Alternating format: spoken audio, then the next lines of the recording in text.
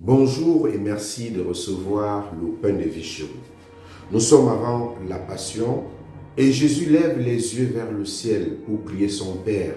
Il priait Dieu son Père pour ses disciples et il disait « Je ne prie pas seulement pour ceux qui sont là, mais encore pour tous ceux qui, grâce à leur parole, croiront en moi. » La prière de Jésus a donc une portée universelle. Il prie pour ses disciples de tous les temps.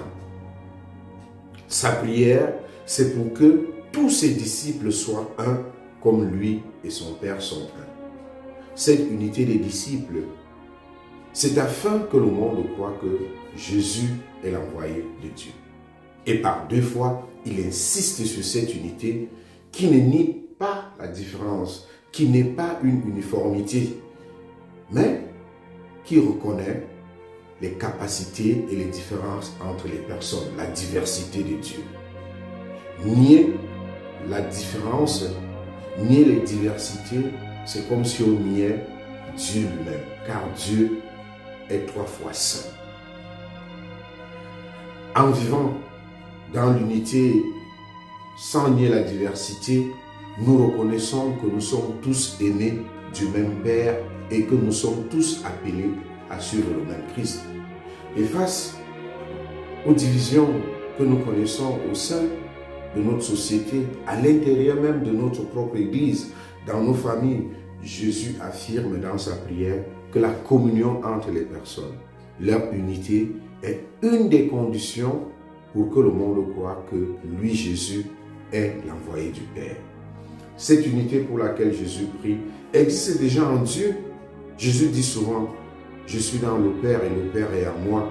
Le Père et moi, nous sommes un. » Et aujourd'hui, il dit qu'ils soient un comme nous sommes un. Moi en eux et toi en moi. Le lien vivant de cette union du Père et du Fils, c'est le Saint-Esprit. Et c'est désormais par l'Esprit Saint que Jésus nous fait connaître le nom de Dieu et son amour. Son nom est amour. Communion d'amour. Un amour qui nous précède en toutes choses, car Dieu est toujours le premier à nous aimer. Et l'unité entre nous est signe de cet amour et le fait grandir. C'est l'Esprit Saint qui habite en nous, qui éveille en nous la source de l'amour et de l'unité.